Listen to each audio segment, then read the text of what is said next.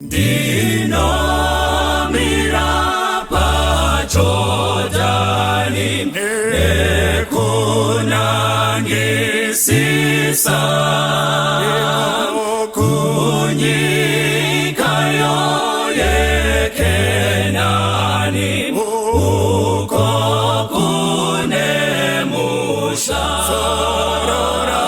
tichazorora kunyika iya kulenga uwashoma tichazorora ikweyo toimba riyorwa Mozisi na Jesu tichazogara kuma komo akanaka uriko kupenya uko Kristu anotonga akuchina lima zorora tichazorora kunyika iya kulenga uwashoma tichazorora ikweyo toimba riyorwa Mozisi na Jesu tichazogara ndichashika koriniko nekukomborerwa nekuwana Baba wangu na iye kugara tichazorora kunyika iya kulenga uwashoma tichazorora ikweyo toimba riyorwa Mozisi na Jesu tichazogara moyo wangu wafarira unoda kuyenda andi chichiro chobuya ndashinga kufamba tichazorora kunyika iya kulenga uwashoma tichazorora ikweyo toimba riyorwa Mozisi na Jesu tichazogara tichazorora kunyika iya kulenga uwashoma tichazorora ikweyo toimba riyorwa Mozisi na Jesu tichazogara. Kwazi vana vaMwari, tinoda kutenda Mwari nekuti tendera kuti tinzwe shoko ravo pazuva ranhasi. Tinovimba Mwari vachava nesu pamaridzo yedu yezuva ranhasi. Regai tiwane nguva yekunamata, ngatinamatei. Mwari Baba vari kumusoro kudenga, tinokutendai panguva dzino nokuti imi muri Mwari siri vanhu basa remaoko enyu. Toda kutenda Jehovha nemeseji yezuva ranhasi yamatitendera kuti titeerere. Imi Mwari muchitaura nesu, ivai nesu kubva zvino nekusingaperi. Amen. Toda kutenda panguva dzino Mwari vachataura nesu kubva mukati mebhuku raTimothy, 2 Timothy chapter 4 kubva pavhesi ya5 tichidzika nayo. Regai tinzwe kuti Paul anoti kudii pana 2 Timothy chapter 4 pavhesi ya5. Tiverengere tinzwe. Asi iwe svinura pazvinhu zvose. Tambudzika. Bata basa romuvhangeri. Upedze basa rako kwazvo. Verse 6. nokuti ini ndotodururwa nguva yokuenda kwangu yasvika. Bhaibheri shoko raMwari rinotiro, Paul achitaura anoti kuna Timoti, asi iwe svinura pazvinhu zvose kuti ugone kupedzisa basa. Pfungwa yakanga ichitaurwa naPaul achipa kuna Timoti yakanga iri yekutiyo basa revhangeri haripedziswi nemunhu asina kusvinura. Kusvinura kuri kutaurwa apa hakuzi kwekuvhura maziso ba, asi ndekwekungwara. In other words, Paul ari kuti kuna Timoti, Timoti, pepuka kuti ugone kupedzisa basa. Changamuka kuti ugone kupedzisa basa. Nguva zhinji kana takusvika pabasa raMwari, vanhu vanopusa when it comes pabasa raMwari.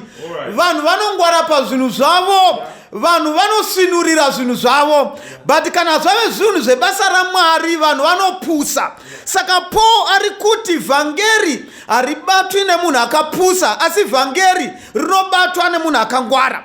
Ngwara when it comes pazvinhu zvaMwari, kazhinji vanhu pamabasa avo vanonanzerera maproperties avo, vanonanzerera mari dzavo kuti dziri kufamba sei. Asi kana dzave dzechechi vanhu vanopusa. At times unoona kuti property yechechi inorasika, yotadza kuva accountable because vanhu vakaregedza zvinhu zvichienda. Saka Paul ari kuti when it comes pavhangeri, vhangeri hariparidzwi nevanhu vakapusa, vhangeri rinoparidzwa nevanhu vakangwara.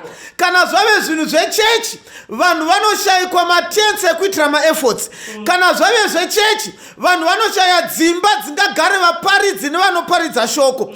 Asi kana pari pazvinhu zvavo vanhu vanowana dzimba dzekuchengetera huni, dzimba dzekuchengetera chibage, dzimba dzekuitira zvimwe zvinhu zvose. But when it comes pazvinhu zvebasa raMwari vanhu vanoshaya. Saka Paul ari kuti, ndiri kuti kwauri Timoti, kuti ugone kupedzisa basa unofanirwa kuva munhu akasvinura. Svinura kuti basa ugone kuripedzisa. Rega ndikuudze munhu waMwari, kana uchida kupinda mukati mebasa rekuva muvhangeri mukati memunda waMwari, unofanira kuva munhu akangwara. Ngwara pakuita basa. Unofanirwa kuva munhu anokwanisa kuona panoda kuitwa basa pane nidhi nepasina. Kana uchiparidza vhangeri unofanirwa kuva munhu akachangamuka. Paul anotaura zvakare obva ati unofanirwa zvakare kubvuma kutambudzika. Vanhu vakawanda vanobuda mukati mechechi vanopa mareasons ekunyeyewa, vanopa mareasons ekutukwa, vanopa mareasons ekudzikisirwa, vanopa mareasons ekusokwa. But Paul ari kuti when it comes to vhangeri unofanirwa kubvuma kutambudzika, bvuma kusokwa, bvuma kunyeyewa, bvuma kudzikisigwa, bvuma kutarisigwa pasi, but wakangwara pavhangeri. Hakuna kungwarira zvisina basa uchichadzangwarira zvevhangeri. Gona kuchengetedza basa raMwari. Rega ndikuudze munhu waMwari, tiri mukati mehondo nemuvengi. Hondo yatiri mukati mayo kana tikasangwara, Satani anotirova ndare tikawira pasi. Vazhinji vaifunga kuti vakangwara havana kukwanisa kupedza basa iri.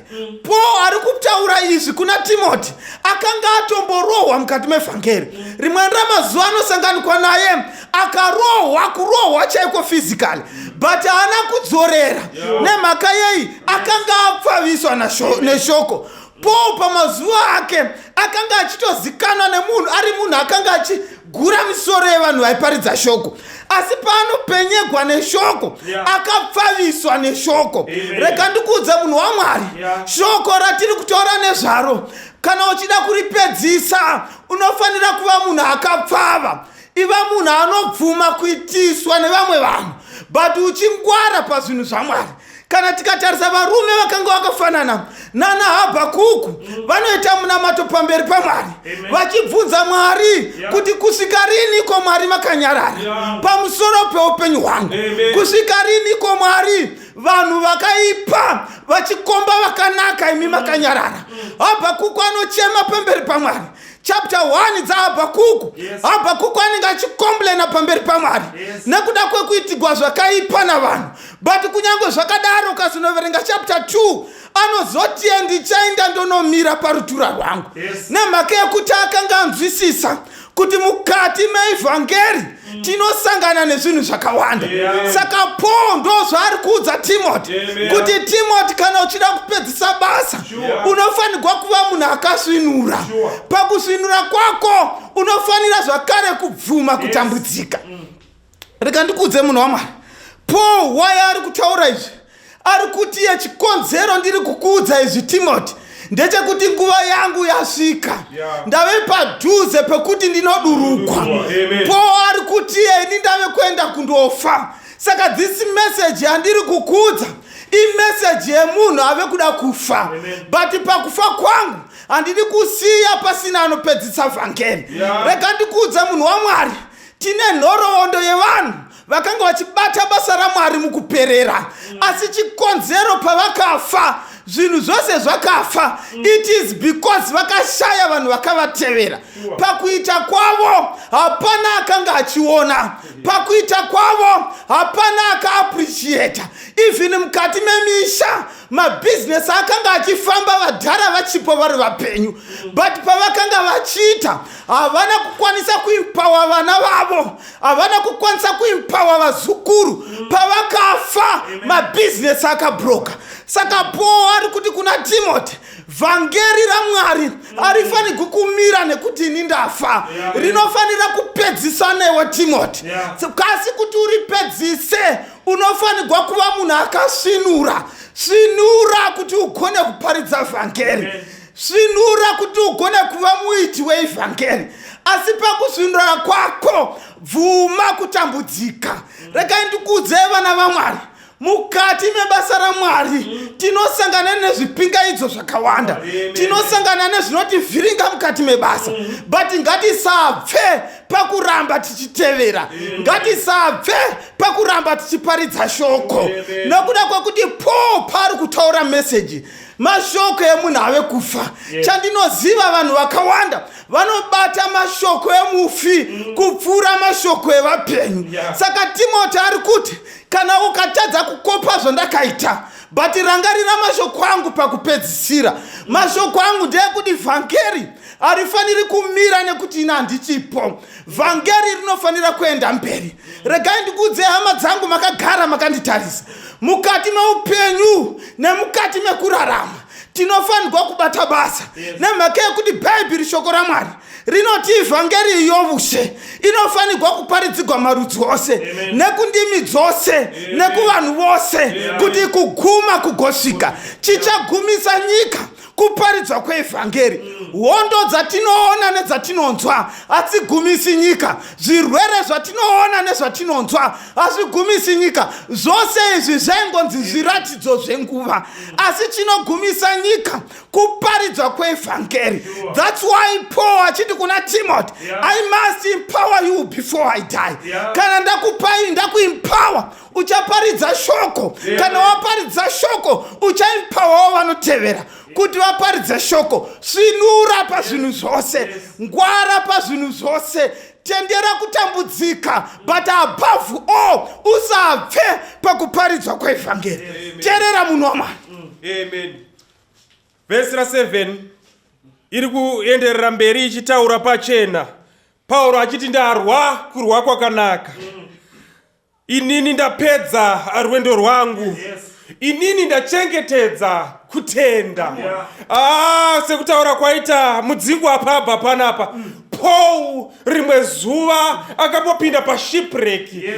Chikepe chikabvaruka vakaita sobonyura. Umwe musi akarumwa nenyoka nezvinyavada. Umwe musi mujere akarohwa akabvarurwa nguvo.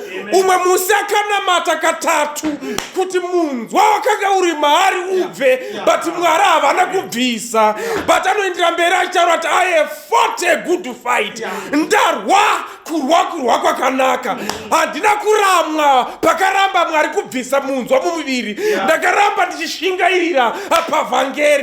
Pandakasungwa handina kuramba vhangeri. Ndakaramba ndichishingairira. Pandaifanirwa kudzorera zvibhakera handina kudzorera zvibhakera. Ndakapfugama ndikanamata. Haleluya. Ndarwa kurwa kwakanaka. Vanhu vakawanda vanofunga kuti kuva gamba kudzorera chivi nechivi, kudzorera magara moyo namagara moyo izvo kana Paul ari kuti iye vanonzi magamba agwa kwakanaka avadzoreri fight by fight titi for tati vanogwa vari pamunamato saka kuti I have fought a good fight ndaifanirwa kudzorera Timothy but ndakarega ndaifanirwa kuramwa toti Mwari ndakanamata rutatu ndiri muranda wenyu ini ndanamata 3 times amuwi munamato wangu ndichanonamatira aniko anondiwa vanhu vanondibvunza kuti iwoda kutinamatira panapa but une mihwa yaunayo iri kuramba kubva but haana kuramba akati Mwari zvakakunakirai nekuti mhinduro yenyu yamandiudza kuti my grace is sufficient yakandinakira saka ari kutaura panapa kuti ndarwa kurwa kwakanaka I have fought a good fight. Makristu akawanda, vanhu vakawanda, vari kugwa hondo dzisiri idzo. Mafights ari wrong. Haisiri nguva yekugwira magirlfriends ine. Haisiri nguva yekugwira miganhu yeminda ine. Haisiri nguva yekugwira nyaya dzemamango nenyaya dzemakuhwa. Enyaya dziri kuitika paWhatsApp. That's wrong fights. Haisiri nguva yekugwira zvikundla mumachechi. Haisiri nguva yekugwira nyaya dzevana vari kutaura nyaya dzisingazikanwi. Inguva dzekuwirirana nekudanana. Inguva dzekugadzirisana nekuyanana. Those are good fights. Usagwa kusiriko. Vanhu vanogwira nyaya dzekuti ukabvunza kuti koma apchi netserana chi hapana anopindura. Handi nyaya yagara inotaurwa mazuva akawanda nevaparidzi vakawanda yefamily inogwira gonzo rakapinda mumba nekubuda. Murume anoti gonzo rapinda nepadhoo, mukadzi oti gonzo rakapinda nepawindo. Vachitaurirana vari vaviri, mukadzi oti baba gonzo randariona richipinda nepawindo. Murume oti aiwa mati gonzo rapinda nekudhoo. Mukadzi oti aiwa ndariona nepawindo. Handidi mukadzi asingateri gonzo rapinda. Nyaya ikanetsa kusvika vanhu vagwa. Those are wrong fights. Amen. Wrong fight. Ndarwa kurwa kwakanaka. Ndapedza rwendo rwangu. So Paul ari kuti panapa panyaya dzevhangeri gwendo ndapedza. Pangu ndasakura ndazunza.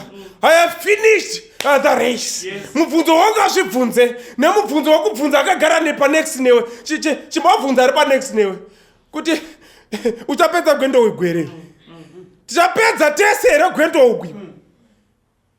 Nemapfekero awakuitaya uchaipedza here olefu mumwiri wakuita madrugs haya upenyu hwako uchasvika here pa 35. James inzwa mwana wamai, mafambiro woita nemutoriro gwendo goupenyu haupedzi. Pari kutsvaka vanopedza gwendo apa mai, mafambiro moita nemadzimai ekuseraya amupedzi gwendo gwemarriage mune murume. Utichagupedza here gwendo gwa. Haleluya vanhu vamwari. Gwendo kuchaperere. Mubvunzo wangu azvibvunze newandingazvibvunze mazuva ese ndewakuti will I finish this race? Ndokupedza here gwendoko. Zvimari zvawatanga kuita mazuva apera izvi watotinda mota. Haichaoneki kuseri nekuseri. Will you finish this race nemukadzi wako neakwa yawawana?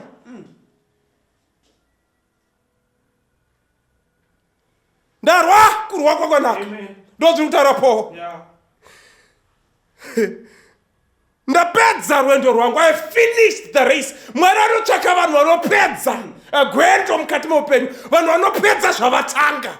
Kana inzwai vadhara vari pano mai chimbobvunzai murume wenyu wamugere naye kuti kwaimba yamai yatakavaka 1995 kumusha ichapere. Nanhasi iri window level 25 years. Pane varume vasingapedzi. Zvinotanga zvogumi gwamzhira. Nanhasi pamba hapana structure nemusoro kumusha.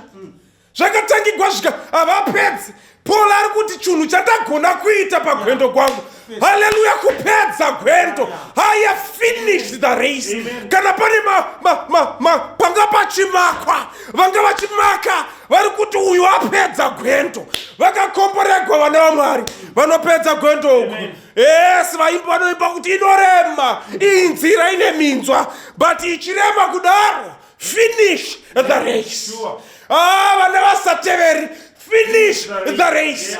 Usisina mudzimai, finish the race. Economy ichinetsa mari pasina, finish the race. Pedza gwendo nemurume wako. Chero ravarombe asina chunhu, but rangarira mazuva pazvaivapo aimbokuti I love you, achiuya nezvaiuya nazvo. Finish the race together. Musamirire parodi mai, kwakabvirwa kure, pari kutsvakwa vanopedza gwendo. Hanzi ndapedza gwendo, nyaya inozipa pandirekedza tifambe tinde kundovhara nyaya iyi. Hanzi ndapedza rwendo rwangu, and I've kept the faith. Ndachengetedza kutenda. Vhesi inobva yataura pachena kuti mwana wekomana womunhu kana achiburuka achionekwa achawana here kutenda kuripo pakati pevanhu vake. Will he find faith? Paul ari kuti kana pane zvimwe zvandachengeta, ini ndachengetedza kutenda. Paul ari kuti kumaKristu nevanhu vakanditarisa nevari kuteerera, usachengete grudge, rinokuuraya iwe. Usachengete godo mumwoyo, rinokuuraya iwe. Usachengete chindini, chinokuuraya hama yangu. Usachengete sabotage, haleluya, inouraya. Keep the faith. Usachengete chikwambo, keep the faith. Usachengete magrudge, keep the faith. Usachengete mitoriro mumba, keep the faith. Usachengete midzi, keep the faith. Kana kune chinhu chekuchengeta vana vaMwari, kuchengetedza kutenda. Saka Paul ari kuti rwendo ndapedza. I have fought. Paul Timothy ndarwa kurwa kwakanaka. Inini ndachengetedza kutenda. Inini ndapedza rwendo rwangu. Ndamirira korona inobva kuna Mwari. Vana vaMwari, vhangeri iri rinobhadhara. Vamwe vanofunga kuti haribhadhari. It pays. There is a day when God is going to pay his people. Pay day riri kuuya, richahoreswa vanhu. Hanzi ndamirira kupiwa korona. Ndarwa kurwa kwakanaka. Ndachengetedza kutenda. Zvii zvawachengeta mumba mako hama yangu? Vamwe vane micheka mitema, haisiyo yekuchengeta. Takanga tiri pagwero apa, tikaona vamwe vakachengeta mari dzakare dzakaboorwa dziri mukati mehari. Hazvisi izvo zvekuchengeta. Chengetedza kutenda. Chengeta hama yangu kutenda. Kana ungarasikirwe nezvimwe zvese, kana ungashayike zvimwe zvese, ungashaya zvimwe zvese, what we have to keep is the faith. Keep the faith. Yes. Chengetedza kutenda. Chengetedza kutenda. Vhesi ra9 rinobva rati, shingairira kuti ukurumidze kuuya kwandiri. Paul paari kutaura, achitaura naTimoti, ari kutaura kuti kana iri nyaya iyi haisi yekungoita nje, inotsvaga kushingaira. Ari kuti nyaya yekuuya, pane zvinogona kudhonzera kusauya, pane zvinogona kuti ukone, pane zvinogona kukutadzisa. Inogona kunge iri mari, pamwe ihama dzakakubata ikoko, kana kuti ibasa. But hama yangu Timotiyo, nyaya rega ndikuuye, shingairira kuti ukurumidze kuuya. Saka ari kutaura nemunhu waanoziva kuti shamwari, kana iri nyaya yevhangeri, haisi kungoitwa nyanje munhu waMwari. Inotsvaga maKristu anoshinga, inotsvaga ndodha dzinoshinga, kunotsvagwa vana mai vanoshinga. Nenyaya yekuponeswa munhu waMwari, inotsvaga vana baba vanoshinga. Nyaya yechinamato vanhu vaMwari, inotsvaga hama nehama dzinoshingisana. Nemhaka yekuti nyaya iyi haina kusimba, haasi kuita zvekutamba. Ari kuti hama yangu, kana washingairira, uri kubvisa zvingakukonese kukurumidza, uri kubvisa zvingakutadzise kukurumidza. Kungave kushaya mari kunogona kutadzisa, siya kudhibana nazvo, angave mukadzi ari kudhiste pabasa, taurira mai kuti izvi ndezvaJesu. Shingairira munhu waMwari. Chinhu chinoshingairirwa hachisi kuitirwa zviri simple, pari kutsvagwa simba risina kutuvidzwa. Saka panotsvagwa maKristu anoti kana nyaya yechinamato ndotoshinga mhai, nekuti zvemudzimu ndo zvekwenyuwe. Rangarira kwawakabva, waibatwa nedhimoni raiwisa iwe. Rangarira kwawakabva, waive muprofita anotyisa iwe. Rangarira kwawakabva, zveufeve zvanga zviri mauri, but wakasiya uchishingairira ruponeso. Saka vekunamata vanhu vaMwari havangoiti nje vanoshingairira, vanotarira chiri mberi, vanotarira the prize that is before them. Kana vachimhanya havasi kumhanya nhange mutange yakapusa, but iyi nhange mutange inomhanywa nemaKristu achishingairira the prize that is before them. Saka maKristu akanditarira vanhu vaMwari, chinhu chekuponeswa chatakasigwa pachena nevhangeri ndechinotsvaga kushingairira. Saka Pauro ari kutaura akati Timoteo hama yangu, shingairira kuti ukurumidze. Saka chimwe chinhu chaari kutaura ndechekuti nyaya haisi kuda kunononoka. Do not delay. Why taking long? Do not do it slow. Don't be argos. Do not do nothing. It is a point in time yekukurumidza. Inzwa munhu waMwari, kana pane zvango uchiita Timoteo, imbosiya wokurumidza. Ibhizinesi herera kumisa kunamata munhu waMwari, imbosiya ukurumidze. Mwana here ari kuyunivhesiti asiya kuti ubate basa raMwari, imbomira ukurumidze. Nemhaka yei? Chinhu chekutenda choda vanhu fast. Saka maKristu ari kutsvagwa. Panguva ino vanhu vaMwari, panotsvagwa maKristu anoziva kuti haasi kufanirwa kutora nguva yakareba. Vakatarira nguva yebasa kuti haina kurebesa, havazivi kuti mukana webasa unopeta rini. Saka kana vakatarira vanoita zvinhu nekukurumidza. Anobva ati pana vhesi ra10, Dhimasi wakandisiya, akada nyika yazvino, akaenda Tesaronika. Dhimasi wakandisiya. Inzwai maKristu, Pauro paakamboenda akanga aenda naDhimasi. Pauro paakanga atanga gwendo akanga atanga naDhimasi. Pavaironga nyaya yekufamba vaifamba naDhimasi, but rimwe remazuva Dhimasi unomusiya. Vatakatanga navo vanogona kutisiya, vatakavhura navo minda vanogona kutisiya magobotoga. Vatakatanga navo gwendo kwechiKristu vanogona kutisiya. Vatakatemba navo kuti ndo mbiru dzekutenda vanogona kutisiya. Ndosaka Hosea kana achinyora pana 7 verse 8 anoti Efraimu unozvifananidzireiko nevamwe marudzi? Efraimu uri chingwa chisina kuibva, vhudzi rachena asi hauzvioni. Zvinoti pane vatakatanga navo gwendo vakanga makuti vhudzi rachena, pane vatakatanga navo gwendo vakanga makuti vanhu vaMwari ndivana Efraimu, pane vatakatanga navo gwendo varivara kuti vaimbori vanani. Rangarira wanga uri mukuru wekereke iwe, wainamatira vanhu vachinzwa, iwe wakasimbira pabasa rako, ko wakosiya seiko chawakambotanga nacho? Dhimasi wandisiya. Inzwai munhu waMwari, ibasa rawakutemba here rakuita kuti kunamata umbosiya. Murume here wawakawana wakuita kuti kunamata umbosiya. Rangarira kuti wakamuona kuprayer band iwe, nhasi zvoita sekunga asiye. Rangarira kuti olevo yakauya neminamato iwe, nekutsanya zvekwenyu zvairamba. Mukaenda mumascriptures mukanoverenga zvaitaugwa naJesu kwaizverudzuku hazvingabvi chete asi nemunamato asi nekutsanya kuzhinji. Mukatsanya muchitsanyira kosi, iye zvino wakatibata wakusiya wakutogwa nenyika yazvino.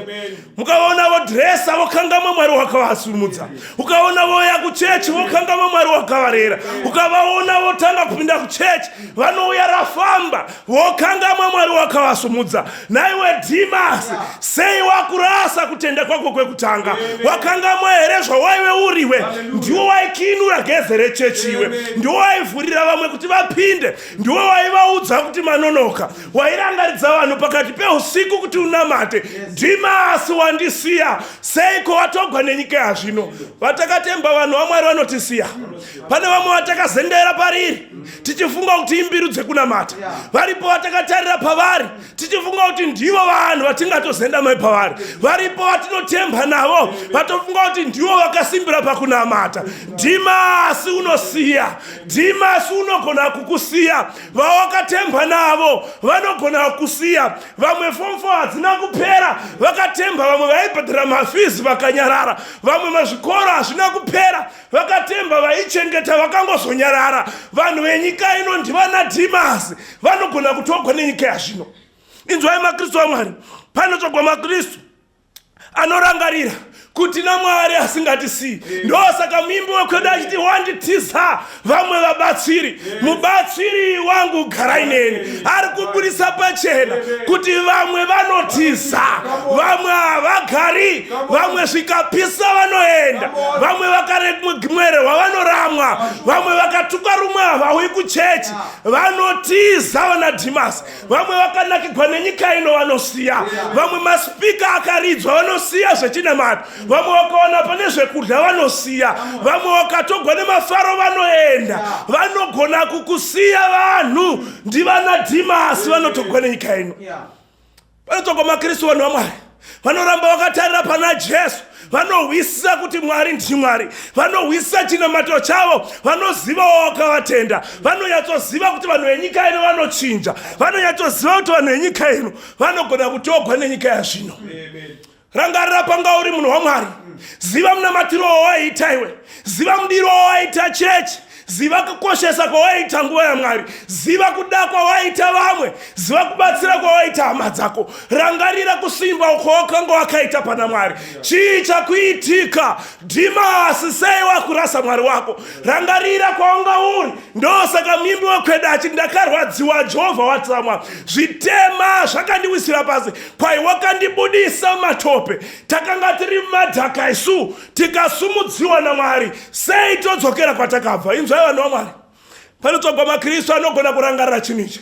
Nyaya yeruponeso inotsvagwa maKristu anoramba akamira. Chero vakakutiza vamwe, chero vakakusiya vamwe, chero vakakusiya wasara woga, una Jesu ari kurutivi kwako. Chero vakakusiya uri umwe chete, tina Mwari ugere parutivi kwedu. PaJude chapter 1:24 yobva yati unto him that is able to keep us from falling. Kuna iye unogona. Tina Mwari anogona vanhu vaMwari.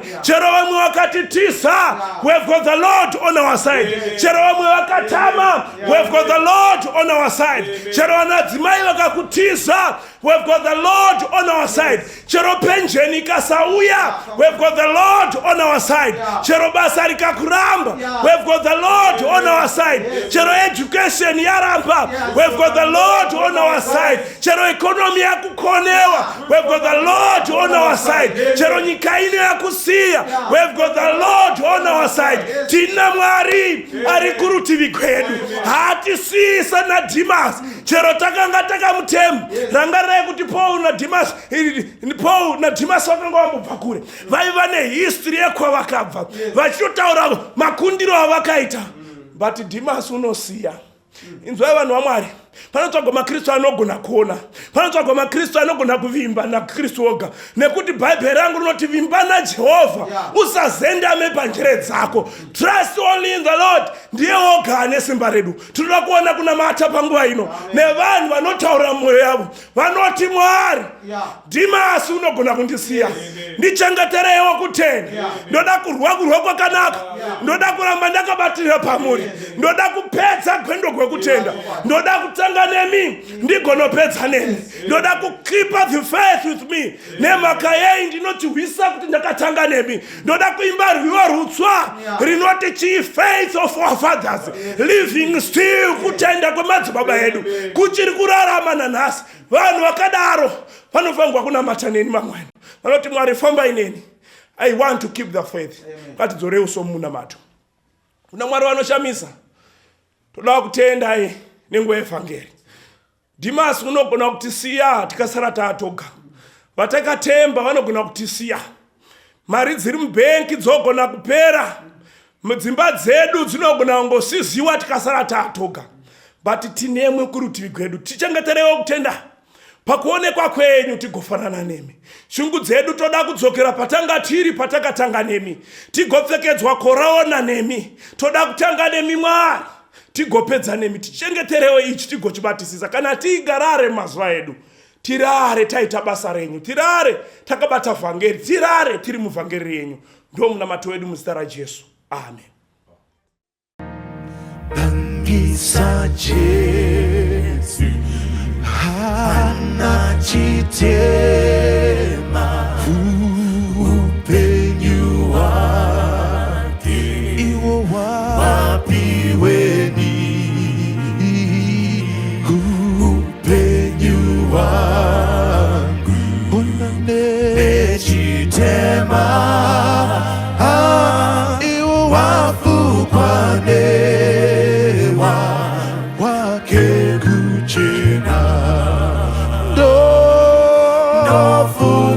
Kitwane upenyu wake indozo zivahu upenyu wese upenyu wangu iwo wechitema ona wafukwane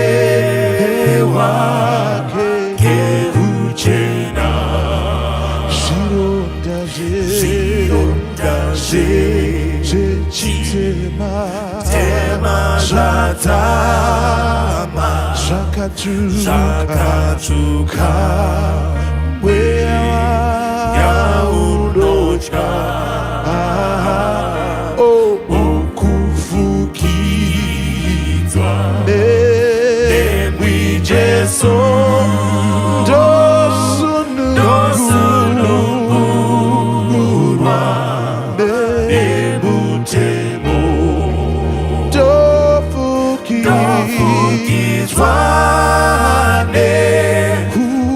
upenyu wake ndozo zivahu upenyu wese upenyu wangu iwo wechitema iwo wafukwanewa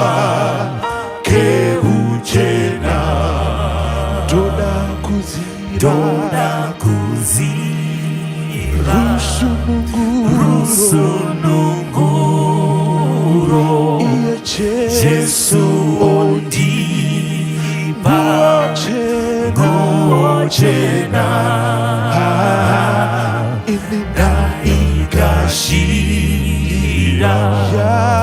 yangu ndarasa inindinopeka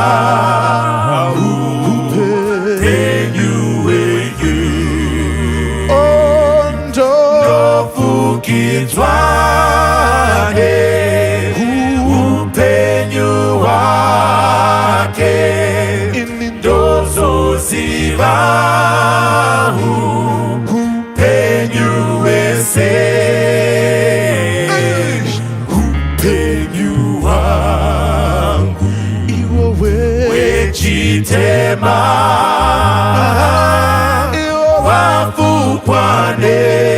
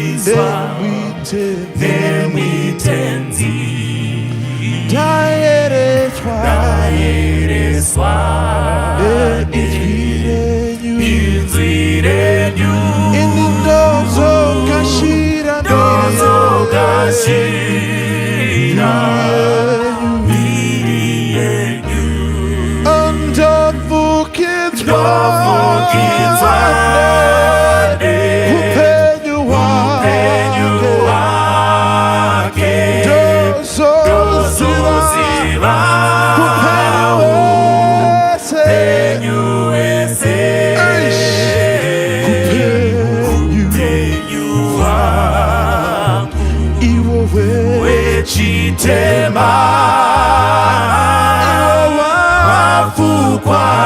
wafukwanewa keuchena ndofukidzwa upenyu wake ndozoziva upenyu wese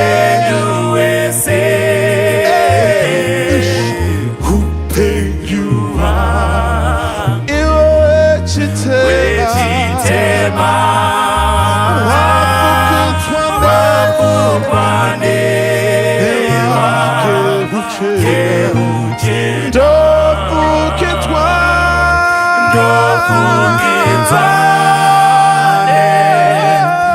upenyu wake ndozoziva upenyu wese upenyu wangu wechitema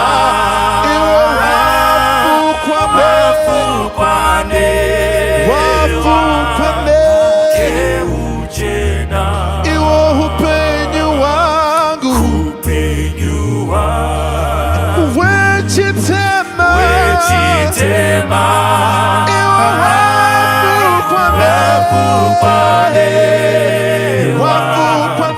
keuchena upenyu wangu wechitema